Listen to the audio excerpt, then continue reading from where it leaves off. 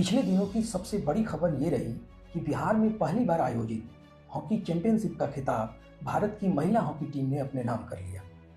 एक तरफ मुख्यमंत्री नीतीश कुमार के नेतृत्व में बिहार में खेल की दुनिया का एक सफल आयोजन संपन्न हुआ, तो दूसरी तरफ वहीं एनडीए की टीम ने बिहार में राजनीति का सेमीफाइनल भी जीत लिया।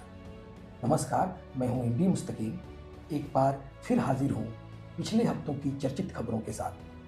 बिहार उपचुनाव को मीडिया जगत और एनडीए के नेतागण सेमीफाइनल की तरह देख रहे हैं, तो वहीं इंडिया गठबंधन के लोग ये कहकर बच निकलने की कोशिश कर रहे हैं कि उपचुनाव तो रूलिंग पार्टी ही जीतती है। जबकि सच्चाई ये है कि जिन 4 सीटों रामगढ़, तरारी, इमामगंज और बेलागंज की सीटों पर चुनाव संपन्न हुए हैं, वहां इंडिया गठबंधन एमपी की सीट जीतने में सफल रही थी और विधानसभा चुनाव हार गई है। चारों सीट एनडीए के खाते में जाना विपक्ष के लिए एक बड़ा प्रश्न तो है ही। बहरहाल झारखंड विधानसभा चुनाव में इंडिया गठबंधन ने जीत हासिल की है, जिसमें राजद के खाते में 4, कांग्रेस ने 16, तो वहीं झारखंड मुक्ति मोर्चा ने 34 सीटों पर जीत दर्ज की है। झारखंड की जीत इंडिया गठबंधन के लिए मरहम का काम कर रही है, तो वहीं महाराष्ट्र की अकल्पित जीत से बीजेपी में खुशी की लहर है। नीतीश कुमार एनडीए की सेमीफाइनल में जीत के बाद 2025 के नवंबर में होने वाले फाइनल मैच की तैयारी में लग चुके हैं। दिसंबर से मुख्यमंत्री नीतीश कुमार महिला संवाद यात्रा शुरू कर रहे हैं, जिसमें करीब 225 करोड़ रुपए खर्च होने वाले हैं। नीतीश कुमार ऐसी यात्राएं करते आए हैं। अब ये यात्रा संवाद यात्रा है या राजनीतिक यात्रा, ये बिहार की जनता और विपक्षी पार्टियां भी खूब समझ रही हैं। ऐसी ही एक यात्रा प्रशांत किशोर भी जन स्वराज अभियान के नाम से काफी समय से कर रहे हैं और उम्मीद है आगे भी करते रहेंगे। उपचुनाव में करारी हार के बाद प्रशांत किशोर इन दिनों मीडिया के तीखे प्रश्नों का डट कर मुकाबला कर रहे हैं। खुद को बचकाने बहाने बनाने से बचते हुए वो ये दिखाने की कोशिश में लगे हुए हैं कि मैं एक बड़ा प्लान लेकर हूँ। कई पार्टियों के लिए मैंने काम किया है और चुनाव जितवाया भी है, तो मैं बहाने नहीं तथ्य ढूंढूंगा, मेहनत करूंगा। प्रशांत किशोर विगत 2 वर्षों से जन स्वराज अभियान के बैनर तले पद यात्रा कर रहे हैं। लोगों से ये अपील कर रहे हैं कि जाति धर्म की राजनीति से ऊपर उठो, रोजगार के बारे में सोचो, शिक्षा के बारे में सोचो। कब तक जाति धर्म के आधार पर वोट करते रहोगे? चुनाव परिणाम के बाद प्रशांत किशोर कहते हैं कि जाति धर्म की जो काई जमी हुई है उसे धोने में वक्त तो लगेगा, भले ही कितना भी वक्त लगे, लेकिन मेरा अभियान, मेरी कोशिश, बिहार को बदलने का मेरा संकल्प 1% भी कम नहीं होने वाला। भले ही परिणाम कुछ भी रहा हो, लेकिन जन स्वराज ने इस उपचुनाव में 10% वोट हासिल किए हैं। इसको भी देखने की जरूरत है कि 1 से 1.5 महीने पुरानी पार्टी, जिसका सिंबल भी चुनाव के महज 10 दिनों पहले मिला हो, वो 10% वोट लाने में कामयाब रही, तो वहीं 3 सीटों पर तीसरा स्थान प्राप्त करने में भी कामयाब रही।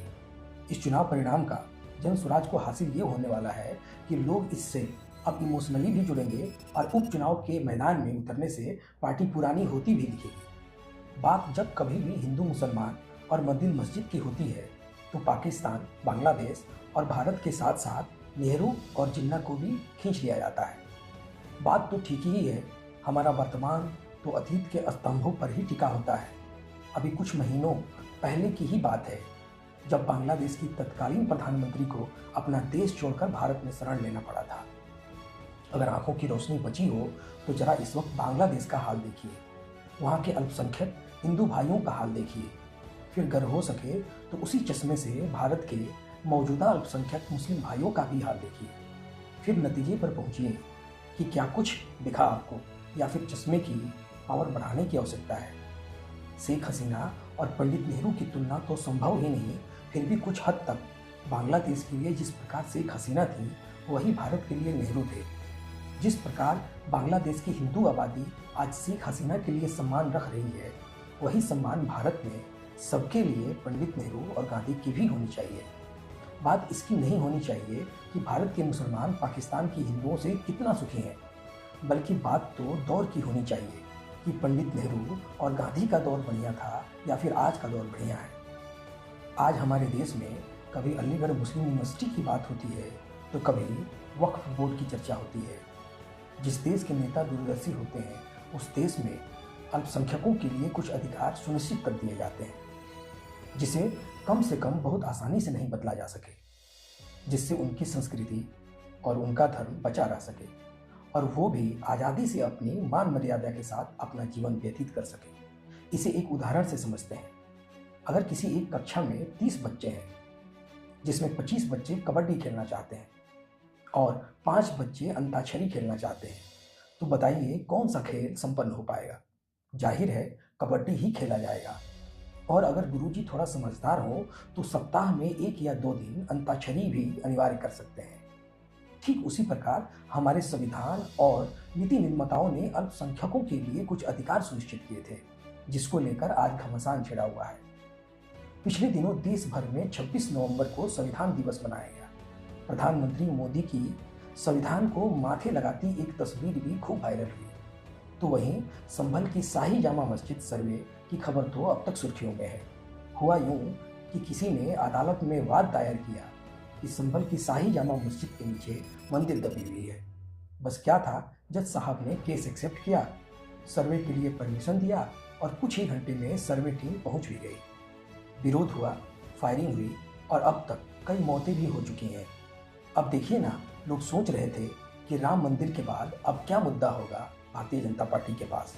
अब हिंदू मुसलमान की राजनीति तो नहीं ही चल पाएगी। कम से कम उस वक्त तो लोग यही सोच रहे थे कि अब देश भर में लोग अमन व चैन से रहेंगे, लोगों में एकता का भाव जागृत होगा। लेकिन देखिए कितना कुछ है खुदाई करने को। अब तो ख्वाजा मोइनुद्दीन चिश्ती की दरगाह भी है इस लिस्ट में। तो सवाल ये है कि क्या सोचकर हमारी पूर्ववर्ती सरकारों ने the places of worship act 1991 लागू किया होगा, जो ये कहता है कि 15 अगस्त 1947 के पहले केवल राम मंदिर को छोड़कर जो धार्मिक स्थल जैसे थे वैसे ही रहेंगे।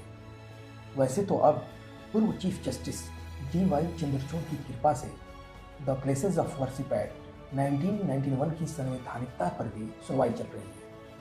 हो सकता है कि याचिकाकर्ता की दावा में सच्चाई हो, लेकिन आज के ज़माने में एक लोकतांत्रिक देश में ऐसी राजशाही जैसी फरमान और सैकड़ों साल पुरानी इमारतों और मस्जिदों का सर्वे कितना जायज़ है? क्या इससे कोई भी देश विकसित हो सकेगा? क्या हम अमन व चैन से रह पाएंगे? वैसे तो हमारी पृथ्वी, यहाँ के लोग, महाद्वीप, देश और आबो हवा भी ऐसी नहीं थी, तो क्या इसे भी रिवर्स किया जा सकता है? जिस तरह से ज्ञान वापी मस्जिद, शाही जामा मस्जिद के नीचे मंदिर होने के दावों वाली याचिका स्वीकार हो गई, क्या उसी तरह किसी मंदिर के नीचे बौद्ध मठ या मजार होने का दावा किसी कोर्ट में एक्सेप्ट किया जाएगा? और अगर एक्सेप्ट हो भी गया तो क्या कुछ ही घंटों में सर्वे के लिए टीम भेज दी जाएगी? पूरे देश भर में संविधान दिवस मनाया गया, बड़ी गंभीर बातें हुई। संविधान को सबसे बड़ा एवं सबसे पवित्र ग्रंथ बताया गया। इसमें कोई शक नहीं कि इससे बड़ा कोई ग्रंथ नहीं। तमाम नाउम्मीदी के बावजूद इसके सिवा कोई दूसरा उम्मीद भी नहीं। देश भर के विद्यालयों में सरस्वती पूजा का आयोजन, सड़कों पर दुर्गा पूजा के पंडालों का सजना, छठ पूजा में सड़कों से लेकर घाटों तक की सजावट एवं प्रशासन की तत्परता के साथ सावन के महीने में कांवड़ियों की यात्रा हमारे देश को अद्भुत रंगों से भर देता है। लेकिन वही किसी विद्यालय में इकबाल की नज्म लब पे आती है दुआ बन के तमन्ना मेरी प्रार्थना के रूप में प्रयोग करने से आपत्ति एवं सस्पेंशन, चलती ट्रेन में किसी अधिकारी का मुसलमानों की जान ले लेना, रोटी खाते मुसलमानों का बड़ी आसानी से टिफिन चेक किया जाना, जुमे की नमाज के लिए चंद मिनटों के लिए सड़कों के प्रयोग पर प्रतिबंध एवं रमज़ान के महीने में तरावी की नमाज के लिए खुद की आवाज़ के प्रयोग पर लोगों की आपत्ति एवं प्रशासन का रोब प्रश्न खड़े करता है। बुलडोजर वाली सरकार जब संविधान की दुहाई देती है तो भी प्रश्न उठता है। जब इस महान देश के नेता बटोगे तो कटोगे का नारा देते हैं, तब उन संविधान चुनती माथे पर भी प्रश्न चिन्ह खड़े होते हैं। कभी अम्बेडकर ने कहा था, संविधान कितना भी अच्छा क्यों ना हो, अगर इसे लागू करने वाले अच्छे नहीं हैं तो यह बुरा ही साबित होगा। मिलते हैं अगले एपिसोड में। देखते रहिए द रूट्स न्यूज़। नमस्कार।